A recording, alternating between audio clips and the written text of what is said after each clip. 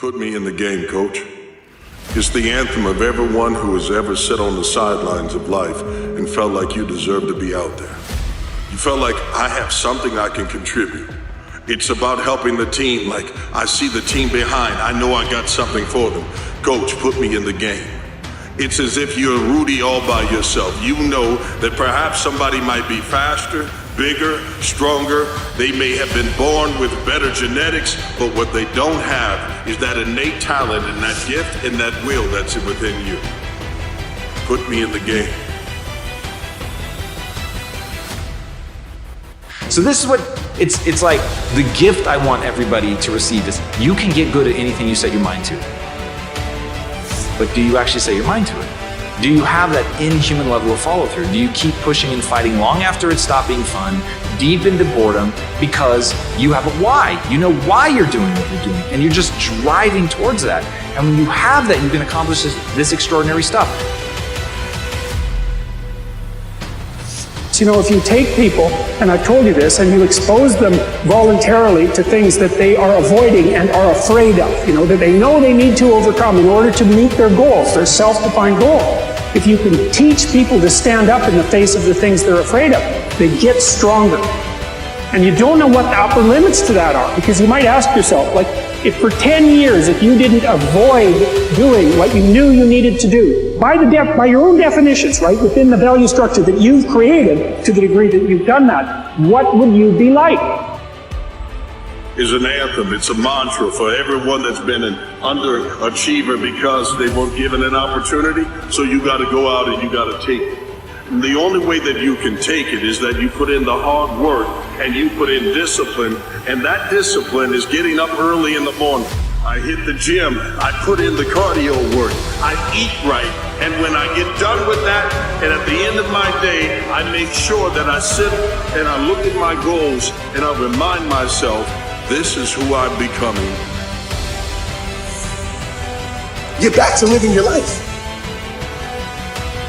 Because at the end of the day, most of us gonna realize this. We wasted our life for a person, for people, for a job, for whatever in this world that could give a damn about us. And life is too short to settle. Life is too short to suffer. Life is too short. 95% of our decisions are made by how you feel in the moment. And that is the problem. Do you feel like making that cold call? No, you don't. Do you feel like doing that third set of reps? No, you don't. And if you accept the fact that you may never feel ready, and you may never feel motivated, and you may never feel courageous, and that's okay, but you can still push yourself forward. As you start to see yourself becoming the person that takes action, guess what happens? You build the skill of confidence and courage. We got to be excited about the future. We got to do things that make us want to live. It cannot always be about problems every day. I mean, do you want to wake up every morning and everything's just a problem? Well, what inspires you and what makes you excited about the future? There's got to be some things like that. I don't know who needed to hear this, but I gotta tell you, you must be some kind of amazing if you think about all the things that have come up against you and you're still here. All the things that tried to stop you from getting to where you are now, to stop you from trying to have confidence and self-esteem, and yet you made it. Question. Who are you? Or at least, who could you be? Answer.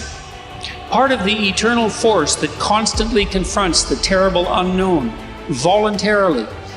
And part of the eternal force that faces chaos and turns it into productive order.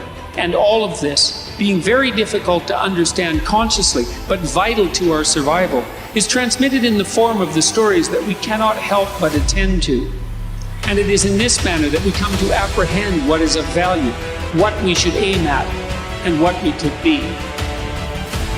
When you're stretching out, when you're taking life by the collar, you're going to get thrown to the ground again and again and again. But when you have determination, and you know that what you're doing is right, it gives you your life, it gives a special meaning and power to you, you will discover some things about yourself that will begin to electrify your personality.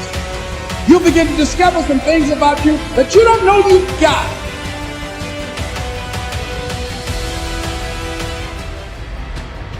One of the greatest steps towards success is self-confidence. And the greatest builder of self-confidence is self-esteem.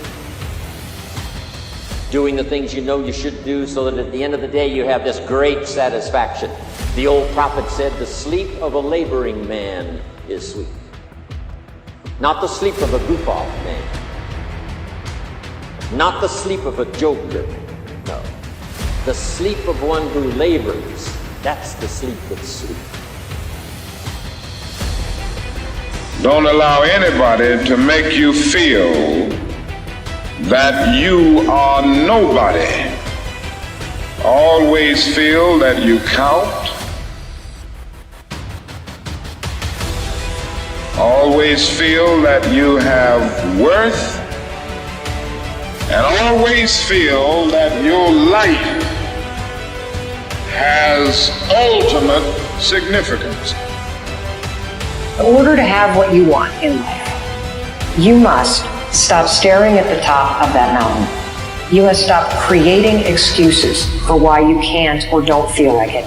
And you must put your head down and look at the first step in front of you. And then you must take the action and start working toward what you want. I don't believe everybody can be the biggest and the fastest and the strongest and the smartest, but I believe you are number one when you get up in the morning and say, today, I'm going to give it my best shot.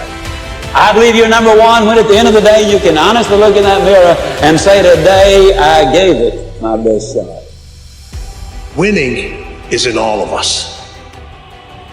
We all want to win. But the path people take to get to winning, everybody wants the end result and they want to feel the sugar and the confetti and all that other stuff. But what you have to endure to win, no one wants to talk about. The reasons have power. Your reasons will drive you. When you have doubt, when your faith becomes weak, your reasons will fortify your faith. When you have an inner conversation, say, no, don't do that. Your reasons will become your rod and your staff to comfort you, to take you through those challenging moments. So boy, don't you stop now. Don't you sit down on the steps because you find this kind of hard. But I'm still going, boy. I'm still climbing. And life for me ain't been no crystal stair. Well, life for none of us has been a crystal stair, but we must keep moving. We must keep going.